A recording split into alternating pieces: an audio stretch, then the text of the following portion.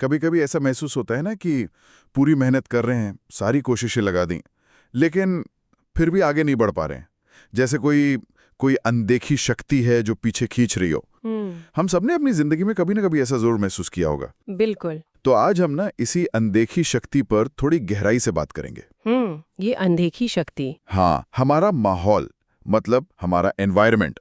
हम सबने सुना तो है कि भाई माहौल जरूरी है, पर आज हम environmental design for mindset and growth नाम के एक लेख से ये समझने की कोशिश करेंगे कि ये हमारी इच्छा शक्ति, हमारी विल पावर से भी ज्यादा ताकतवर कैसे हो सकता है। और ये बात काफी बड़ी है। बहुत बड़ी।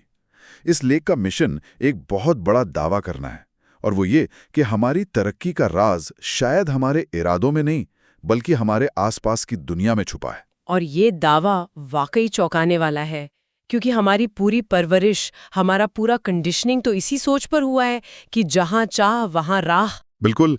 लेख की पहली ही लाइन एक बम की तरह गिरती है। वो कहती है, आपका माहौल आपके भविष्य को आपकी इच्छा शक्ति से ज्यादा आकार देता है। जब मैंने ये पढ़ा तो मैं एक पल के लिए रुक सा गया। सच कहूं तो मेरा पहला रिएक्शन था कि क्या ये थोड़ा बहाने जैसा नहीं लगता? हाँ, कि अपनी जिम्मेदारी से बचना। एग्जैक्टली। मतलब अपनी असफलता का ठीकरा अपने माहौल पर फोड़ दो और अपनी जिम्मेदारी से बच जाओ। ये एक बहुत ही स्वाभाविक सवाल है, और यही इस विचार को इतना फैसिनेटिंग बनाता है।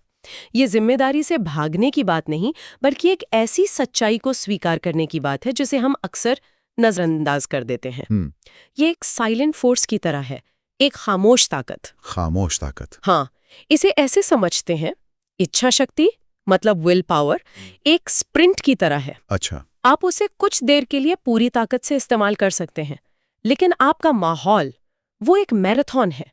वो हर दिन, हर पल लगातार आप पर असर डाल रहा है। मतलब आप कह रही हैं कि विल पावर एक लिमिटेड रिसोर्स है जो खत्म हो सकता है। बिल्कुल, एग्जैक्टली। आप हर रोज कितनी लड़ाइयां लड़ेंगे। हमारा माहौल यानी हमारे आसपास के लोग, जिस तरह की बातें हम रोज सुनते हैं, जो ऊर्जा हम महसूस करते हैं, ये सब लगातार हमारे दिमाग को सबकॉन्शियस मैसेजेस भेजता रहता है। अवचेतन संदेश। हाँ, अगर आपके आसपास के लोग हमेशा संभावनाओं की, हिम्मत की बातें करते हैं, तो ये संदेश आपके दिमाग के लिए एक तरह से ईंधन का काम करते हैं। लेकिन अगर माहौल इसके उलट है, जहां हमेशा शक, डर या शिकायतों का बोलबाला है, तो वही संदेश आपके दिमाग की बैटरी को धीरे धीरे खत्म करते रहते हैं। तो ये इच्छा शक्ति की कमी का मामला नहीं है। ये तो लगातार एक अदृश्य दुश्मन से लड़ने जैसा है जो आपको थका देता है। ये अदृश्य दुश्मन वाली बात मुझे समझ में आ रही है। लेख भी इन तथ्यों को साफ तौर पर बताता है। जिन लोगों को आप हर दिन देखते हैं, जो बातें आप सुनते हैं, आपके आसपास की ऊर्जा, ये कोई एब्स्ट्रैक्ट आइडिया नहीं है, ये हमारी रोजमर्रा की जिंदगी का हिस्सा है। हाँ, बिल्कुल। जैसे मान लीजिए कोई एक नया काम शुरू करने को लेकर बहुत उत्साहित है। हाँ। उसने पूरी रिसर्च की है। हाँ। एक बेहतरीन प्लान बनाया है। हाँ। और वो उस ऊर्जा से, उस एक्साइटमेंट से भरा हुआ है। बिल्कुल। अब वो घर आता है और अपने सबसे करीबी लोगों से इसे साझा करता है, और जवाब मिलता है, अरे इसमें तो बहुत रिस्क है, आजकल मार्केट बहुत खराब है। हाँ, तुमसे पहले भी कई लोगों ने कोशिश की, लेकिन सफल नहीं हुए। एक बार दो बार वो इंसान शायद इन बातों को नजरअंदाज कर दे, लेकिन जब हर बातचीत इसी नोट पे खत्म होने लगे, तो क्या होता है? तो धीरे धीरे मानसिक घर्षण, मतलब मेंटल फ्रिक्शन। हाँ, मेंटल फ्रिक्शन। हाँ, ये बिल्कुल वैसा ही है जैसे आप नाव तो चलाना चाहते हैं, लेकिन नदी का बहाव उल्टी दिशा में है। आप कितने भी मजबूत क्यों ना हो, आपकी ज्यादातर ऊर्जा उस उल्टे बहाव से लड़ने में ही खर्च हो जाएगी, मंजिल तक पहुंचने में नहीं। हर बार जब आप आगे बढ़ने की सोचते हैं, तो ये माहौल आपको पीछे खींचता है। आपको अपने ही सपनों को अपनी लोगों के सामने डिफेंड करना पड़ता है, सही साबित करने के लिए लड़ना पड़ता है। हाँ। और ये ऊर्जा जो आपको अपने काम में लगानी चाहिए थी, वो इस माहौल से लड़ने में बर्बाद हो जाती है। और शायद सबसे खतरनाक बात यह है कि हमें इसका एहसास तक नहीं होता, पता ही नहीं चलता। हम बस ये महसूस करते कि हम थक गए हैं। हाँ। हमारा जोश ठंडा पड़ गया है। हम इसे अपनी कमी मान लेते हैं कि शायद मुझ में ही हिम्मत नहीं है। हम ये नहीं देख पाते कि कोई लगातार हमारे बैग में पत्थर भरता जा रहा है। सही कहा। और ये सिर्फ नेगेटिविटी तक सीमित नहीं है, कभी कभी ये प्रतिरोध बहुत सटल होता है, बहुत ही सूक्ष्म। मान लीजिए कोई अपनी सेहत सुधारना चाहता है, रोज जिम जाना शुरू करता है, ठीक है, और उसके दोस्त कहते हैं, अरे यार एक दिन छोड़ देने से क्या होता है, चल आज पार्टी करते हैं। हाँ, ये तो बहुत होता है। वो आपसे दुश्मनी नहीं कर रहे हैं, वो शायद आपको अपनी कंपनी में चाहते हैं, लेकिन उनका ये छोटा सा कदम आपके बड़े लक्ष्य के खिलाफ काम कर रहा है। और बार बार ऐसा होने पर क्या होता है, आपको लगेगा कि अपनी सेहत से ज्यादा दोस्तों को खुश रखना जरूरी है। आपका माहौल आपके स्टैंडर्ड्स को बदल देता है without you even realising it. तो अगर ये इतना शक्तिशाली और इतना सूक्ष्म है, तो फिर इसका समाधान क्या है? अगर ये लोग हमारे अपने हैं, हमारा परिवार, हमारे दोस्त, तो क्या हम उनसे नाता तोड़ लें? ये तो प्रैक्टिकल नहीं लगता। लेख इस बारे में क्या कहता है? लेख यहाँ पर दो बहुत साफ लेकिन मुश्किल सलाह देता है। अच्छा। पहली, ऐसा माहौल चुने जो आपको ऊपर उठाए, न कि वो जो आपको पीछे खींचे। और दूसरी, ऐसे लोगों को चुने जो आपके लक्ष्यों में विश्वास करते हैं, न कि उन्हें जो आपकी तरक्की से डरते हैं। यहीं पर आकर बात अटक जाती है। जो आपकी तरक्की से डरते हैं, ये सुनने में बहुत कठोर लगता है, जैसे कि हमारे अपने लोग हमसे जलते हैं। लेकिन क्या हमेशा ऐसा ही होता है? मैं भी इस बात से जूझ रहा हूं कि कोई इंसान जो हमारी परवाह करता है वो हमें किसी काम से रोकेगा, तो ये नकारात्मक कैसे हुआ? ये तो फिक्र हुई ना। ये इस पूरी चर्चा का सबसे जरूरी और सबसे नाजुक हिस्सा है। और आपका सवाल बिल्कुल सही है। ये हमेशा जलन या दुर्भावना नहीं होती। असल में ज्यादातर मामलों में ये फिक्र और प्यार से ही पैदा होता है। अच्छा। कभी कभी जो लोग हमारी सबसे ज्यादा परवाह करते हैं, वो अनजाने में अपने डर हम पर थोप देते हैं। उन्हें हमारी फिक्र होती है, वो नहीं चाहते कि हम असफल हों या हमें चोट पहुंचे। अच्छा, तो वो हमें प्रोटेक्ट करने की कोशिश कर रहे हैं। हाँ, अपनी नजर में वो हमारी रक्षा कर रहे हैं, पर असल में वे हमारे पंख काट रहे होते हैं।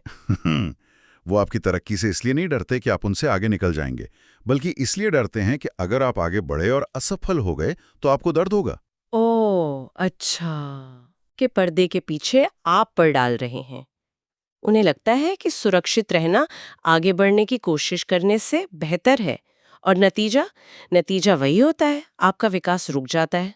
इसका मतलब हमें नियत और असर के बीच का फर्क समझना होगा। बिल्कुल। हो सकता है उनकी नियत अच्छी हो, लेकिन उसका असर हम पर नकारात्मक हो रहा हो। पर इसे पहचाने कैसे? इतनी पतली लाइन है ये, इसे कैसे पकड़ें? इसे पहचानने का एक बहुत ही सीधा सा तरीका है। एक लिटमस टेस्ट समझ लीजिए। बताइए। किसी से भी बातचीत के बाद, खासकर जब आप अपने किसी बड़े लक्ष्य या सपने के बारे में बात करें, तो खुद से 2 सवाल पूछने चाहिए। पहला, इस बातचीत के बाद मैं खुद को ऊर्जा से भरा हुआ महसूस कर रही हूँ या थका हुआ और निराश? और दूसरा, क्या मुझे अपने सपनों का बचाव करना पड़ा, जैसे मैं किसी अदालत में खड़ा हूँ? ये तो बहुत शक्तिशाली सवाल है। वाह। अगर आपको हर बार अपने सपनों को डिफेंड करना पड़ रहा है, हाँ, तो इसका मतलब है कि सामने वाला आप पर नहीं, बल्कि आपके सपनों पर हमला कर रहा है, चाहे अनजाने में ही सही। बिल्कुल। क्या आपको ऐसा लगा कि आपके विचारों को सम्मान मिला या उन्हें सिरे से खारिज कर दिया गया? ये सवाल पहचानने में मदद करेंगे कि कौन आपकी मिट्टी में खाद डाल रहा है और कौन जहर। और एक बार जब आप ये पहचानना शुरू कर देते हैं, तो आप चुनाव कर सकते हैं। चुनाव? हाँ, और चुनाव का मतलब हमेशा रिश्ते तोड़ना नहीं होता। इसका मतलब ये भी हो सकता है कि आप कुछ लोगों के साथ अपने सपनों के बारे में बात करना बंद कर दें। आप उनसे मिलें, बातें करें, लेकिन अपनी ऊर्जा को बचाने के लिए एक सीमा तय कर लें। ये एक बहुत ही व्यवहारिक, एक प्रैक्टिकल सॉल्यूशन है, अपनी ऊर्जा को बचाना। और ये सब कुछ आकर एक बिंदु पर जुड़ जाता है, जिसे लेख की अंतिम पंक्ति बहुत खूबसूरती से बयां करती है। आपका परिवेश आपके दृष्टिकोण को आकार देता है, और आपका दृष्टिकोण आपके जीवन को आकार देता है।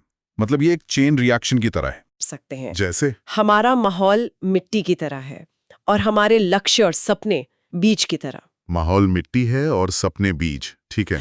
आप दुनिया का सबसे बेहतरीन बीज ले आइए, जिसमें एक विशाल पेड़ बनने की पूरी क्षमता हो जी। लेकिन अगर आप उसे बंजर, पथरीली या जहरीली मिट्टी में बो देंगे, तो क्या होगा? वो या तो उगेगा ही नहीं, या फिर एक कमजोर, मुरझाया हुआ पौधा बनकर रह जाएगा। अपनी पूरी क्षमता तक तो कभी नहीं पहुंच पाएगा। और वहीं दूसरी ओर, अगर मिट्टी उपजाऊ है, उसमें सही पोषक तत्व है, सूरज की रोशनी है, तो एक साधारण सा बीज भी एक मजबूत पेड़ बन सकता है। सही बात है। यहाँ बीज आपकी इच्छा शक्ति और प्रतिभा है, और मिट्टी आपका माहौल है। अगर मिट्टी ही उपजाऊ नहीं है, तो सबसे अच्छा बीज भी बेकार हो जाएगा। तो जब शुरू में आपने सवाल पूछा था कि क्या ये जिम्मेदारी से भागना है, हाँ। तो उसका जवाब यहाँ है, जिम्मेदारी बीज को दोष देने की नहीं है। जिम्मेदारी ये सुनिश्चित करने की है कि हम उसे सही मिट्टी में लगा रहे हैं। जिम्मेदारी अपनी मिट्टी को चुनने की है। वाह, मतलब जिम्मेदारी अपनी विल पावर को कोसने की नहीं, बल्कि अपने माहौल को संवारने की है। हाँ, ये तो पूरे नजरिए को ही पलट देता है। तो आज की इस गहरी पड़ताल से सबसे बड़ा सबक यही मिलता है कि हमें अपने माहौल को कभी भी हल्के में नहीं लेना चाहिए। ये सिर्फ हमारे जीवन का बैकग्राउंड नहीं है, ये एक सक्रिय भागीदार है। हाँ, ये हमारी यात्रा में एक एक्टिव पार्टिसिपेंट है। और इसी सोच को आगे बढ़ाते हुए लेख सिर्फ समस्या बताकर नहीं छोड़ देता, वो एक समाधान की ओर भी इशारा करता है। स्रोत के अंत में संडे रीड्स का उल्लेख है। अच्छा, लेख का सार यह है कि अगर आपको अपने आसपास ऐसा उपजाऊ माहौल नहीं मिल रहा है तो निराश होने की जरूरत नहीं है। एक सकारात्मक जगह खोजें या खुद बनाएं। अपनी मिट्टी खुद तैयार करना। हाँ, बिल्कुल। और लेख संडे रीड्स का उदाहरण देता है, जिसे एक ऐसी ही जगह के रूप में बताया गया है जहां आपका दिमाग विकसित होता है, आपके लक्ष्य संभव महसूस होते हैं और आपका माहौल हमेशा सकारात्मक होता है। इसका बड़ा मतलब यह है कि हमें या तो ऐसा माहौल ढूंढना है या अगर वो ना मिले तो उसे बनाना है। ये कोई ऑनलाइन कम्युनिटी हो सकती है, कुछ चुनिंदा दोस्तों का ग्रुप हो सकता है, किताबें हो सकती हैं या कोई भी ऐसी जगह जहां एक जैसी सोच वाले लोग एक दूसरे को आगे बढ़ने के लिए प्रेरित करते हैं। मतलब निष्क्रिय होकर हालात को स्वीकार करने के बजाय सक्रिय रूप से अपने माहौल को डिजाइन करना। Exactly, actively design your environment. ये बहुत शक्तिशाली विचार है। ये हमें पीड़ित की भूमिका से निकालकर एक निर्माता की भूमिका में ले आता है। अमेजिंग। और ये पूरी बातचीत एक जरूरी सवाल हमारे सामने छोड़ जाती है, एक ऐसा सवाल जो शायद हम सबको खुद से पूछना चाहिए। और वो सवाल क्या है? जिम रॉन की एक मशहूर कहावत है कि आप उन 5 लोगों का औसत होते हैं जिनके साथ आप सबसे ज्यादा समय बिताते हैं। मैंने सुना है ये। तो आज की इस बातचीत के बाद असली सवाल ये है, अगर आज किसी को अपने जीवन के उन 5 लोगों को चुनना हो जिनका उनकी सोच और तरक्की पर सबसे गहरा असर पड़ता है, तो वो कौन होंगे? और क्या वो हमारी मिट्टी में खाद डाल रहे हैं या अनजाने में ही सही हमारी जड़ों को कमजोर कर रहे हैं?